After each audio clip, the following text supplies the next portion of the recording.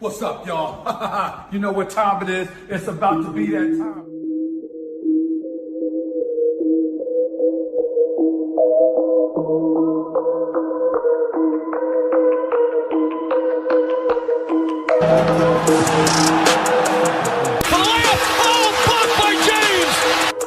What's up, YouTube, and welcome to the latest episode of the Layup Line.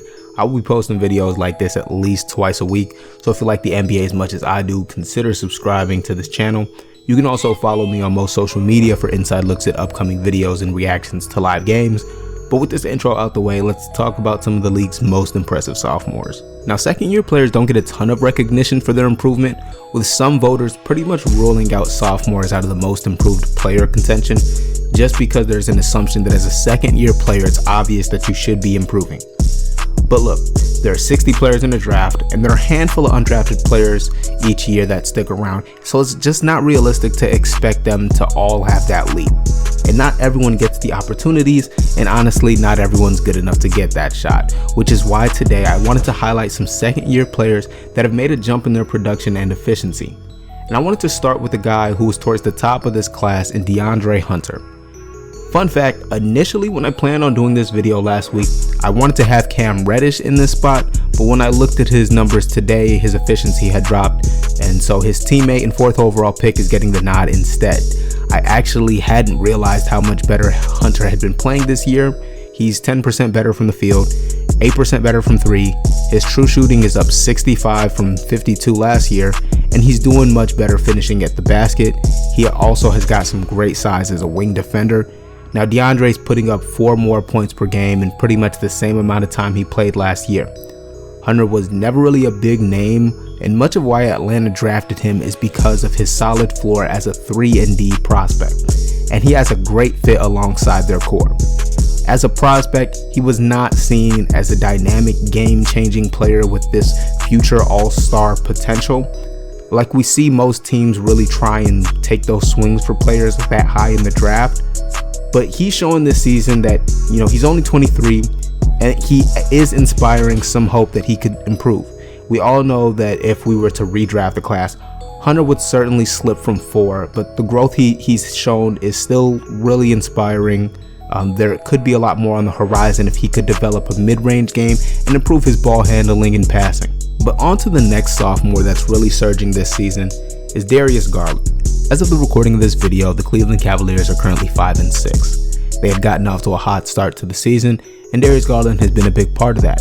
Garland's backcourt mate in Colin Sexton does deserve some mention here for the team's success, but Garland is the guy that the Cavs are grooming to be their point guard of the future, with Colin being more of the off guard. Garland had an up and down rookie year, as most first-year guards do. He's 6'1" and 192 pounds, and yet he still had some minor improvements finishing at the rim, alongside an increased percentage of his shots coming at the basket. But the real reason, in my opinion, for his 5 points per game jump is the dramatically improved 3-point shooting. Darius is 11% better from 3 and has upped his true shooting percentage to 56% from his 49 last year. On top of his own improved scoring, he has 2 more assists per game on a lower turnover percentage. He's averaging about 5 more minutes than last year, so it's promising that his stats this season are dwarfing last year's per 36-minute stats. Ultimately, the question for the Cavs and Darius will be how well the backcourt of 2 undersized guards defends. And to leave on an optimistic note, the team's defensive rating with Garland on the court is improved by 8 points from last year. The defensive stats aren't perfect. You take that with a grain of salt because of the different lineups and coaching for the Cavs, but Garland has showed some fringe all-star potential for down the line.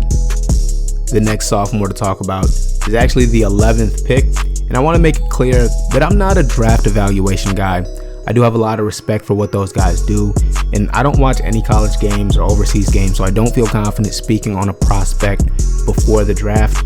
But I won't lie, I fell in love with Cam Johnson's jumper early.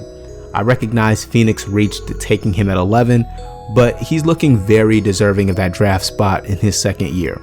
Cam was an elite 3-point shooter even in his rookie year. His percentages are slightly down this year, but he's taking like 2 more per game, and his improved scoring in other spots of the floor is kind of helping balance that out. Now Cam only averages 23 minutes per game, and that's around the same as last year, but he's still putting up close to 13 points. He's chucking 7 threes a game in those 23 minutes, and it's on fantastic efficiency. The scoring jumped to 19 points per game if you look at the per 36 numbers, and with Cam's length, he's an okay defender on top of that. I don't think he provides too much outside of the shooting. He's slightly better at putting the ball on the floor when defenses chase him off the line, but the next step for him will really be making quicker and better passing reads after those closeouts. I'd also like to see him get his defense up from just average to slightly above. The Suns have a lot of bigger names that you might be looking at when you watch them play, but with Cam's stretch ability at the 4 spot, I do predict a long and solid NBA career for him, so make sure you're keeping your eyes out for him next time you're watching Phoenix play. But the last sophomore that I wanted to mention, he was actually a late addition to this list. I usually like to keep it to a top 3 list, but he's a name that some of you might not be as familiar with as some of these top 3 guys who won in the lottery, since he was selected 29th in the draft, and I wanted to highlight him now. Now, the reason some of you may not be familiar with Spurs forward Keldon Johnson is because he was one of the most slept on rookies in 2019. He only made 17 appearances for the San Antonio Spurs with only 6 chances to play at least 25 minutes. Keldon is one of the really nice young players and really nice young talents on the Spurs, although his efficiency isn't better than last year because of the small, inconsistent sample size he got last year. But the Spurs now have Keldon Johnson in a real role for the team. He's getting 31 minutes per game and he's scoring pretty efficiently for a really fun young Spurs team. He did have his career week to start 2021 in some back-to-back games against the Lakers and Jazz, which also happened to be the week my opponent in fantasy had Keldon Johnson on his roster, of course, and it ended up costing me the win for the week.